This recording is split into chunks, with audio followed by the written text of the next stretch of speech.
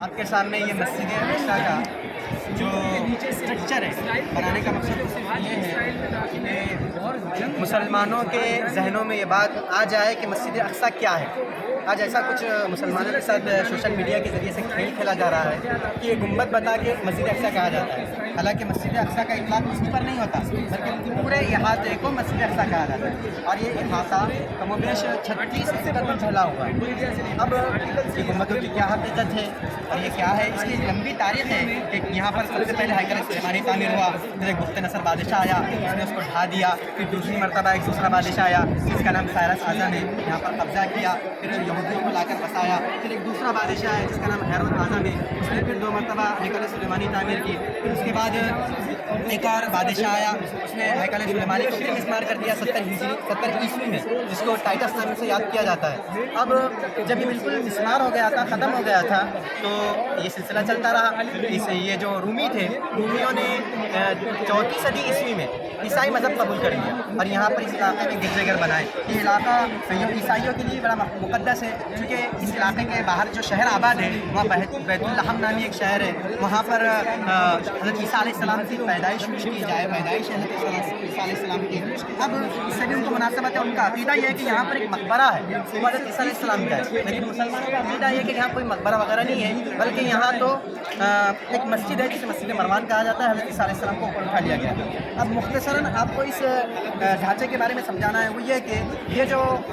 حصہ ہے مسجد صخرہ کہا جاتا ہے اور اس کو مسلمان مسجد اقصیٰ کہتے ہیں۔ وجہ یہ ہے کہنے کی کہ مسلمانوں نے اس کو عبادت کے لیے خاص کر دیا، اس میں مسلمان عبادت کرتے، نماز پڑھتے ہیں۔ اب یہ مسجد اتنی بڑی ہے کہ ایک وقت میں 3 سے 3.5 ہزار لوگ آسانی سے نماز اس کے اندر ادا کر سکتے ہیں۔ اب یہ کب تعمیر ہوئی، کون تعمیر کرے؟ عبدالملک بن مروان اور ولید بن مروان کے زمانے میں یہ مسجد تعمیر کی گئی۔ یہ قبۃ الصخرہ جو ڈیزائن آپ کو نظر آ رہا ہے، یہ ڈیزائن خلافت عثمانیہ میں کیا گیا ہے، خلیفہ عبدالحمید اور عبدالعزیز کے زمانے میں ان لوگوں نے ڈیزائننگ کی ہے،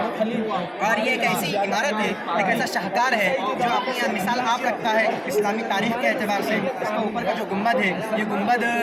اصل لکڑی کا بنا ہوا ہے اور اس پر جو پانی چڑھا ہوا ہے وہ سونے کا پانی چڑھا ہوا ہے۔ اب یہ مسجد اسی زمانے میں تعمیر ہوئی۔ اس کے بعد یہاں پر ایک میوزیم ہے، میوزیم کی حقیقت یہ ہے کہ اس میں 10 مسلمان بادشاہوں کے عجائبات رکھے گئے ہیں، اور اس میں 600 ایسے قرآنی نسخے جو الگ الگ تحریر میں لکھے گئے ہیں۔ اس کے بعد اس دیوار کا مسئلہ ہے کہ دیوار کے سلسلے میں نے جیسے بتایا کہ 70 عیسوی میں عیسائیوں نے اس کو، یہ جو جنرل آیا تھا رومی ٹائٹس، اس نے پورا تباہ کر دیا تھا، تو یہودیوں کا ماننا ہے کہ تباہ کرنے کے بعد یہ دیوار باقی رہی، یہ دیوار بچی ہوئی رہی، اس لیے وہ یہاں پر آ کر گریہ وزاری کرتے ہیں اور اپنی منتیں مرادیں یہاں پر چٹھیوں کے ذریعے سے لکھتے ہیں۔ اس کے علاوہ جو علاقہ تھا یہ مسلمان کا تھا، یا مسجد آباد تھی، یہاں پر مسلمانوں کی وقت کی جائیدادیں تھیں، ان کم بختوں نے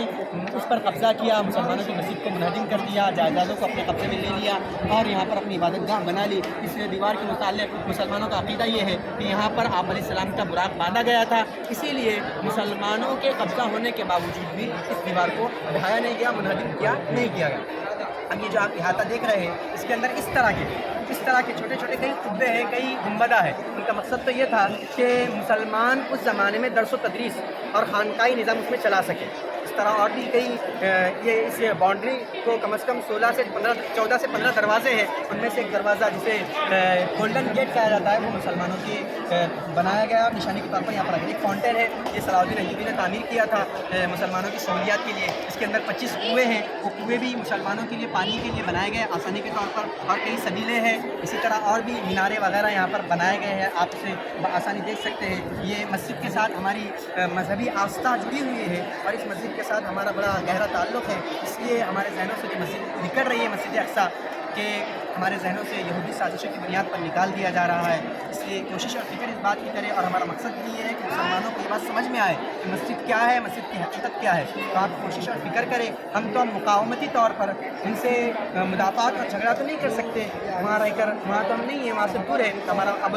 ہمیں یہ کرنا چاہیے کہ دور بیٹھے ہوئے اپنے رب کے دربار میں اپنے ہاتھوں کو دراز کرے، اپنے ہاتھوں کو دراز کرے اور اللہ سے دعا کرے کہ اللہ یہ مسجد جیسے ازل سے مسجد تھی ابد تک بھی مسجد باقی رہے، اگر کوئی تبدیلی اور تغیر نہ آئے، اور جو صہیونی طاقتیں ہیں ان کے جو ارادے ہیں، انہوں نے جو اسٹرکچر اور ماڈل پیش کیا ہے ہیکل سلیمانی کا، وہ اللہ تعالیٰ کبھی کامیاب اور کامران نہ ہونے دے۔ اللہ تعالیٰ سے دعا ہے اللہ تعالیٰ اس مقصد میں انہیں کامیاب نہ کرے اور اس مسجد کو ساتھ آئے وقت آتے رہے۔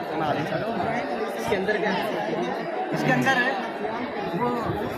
مسجد کے طور پر ہی استعمال ہوتا ہے اور اس کے اندر الگ الگ مطلب سنگ مرمر وغیرہ لگاتے ہیں جس کی وجہ سے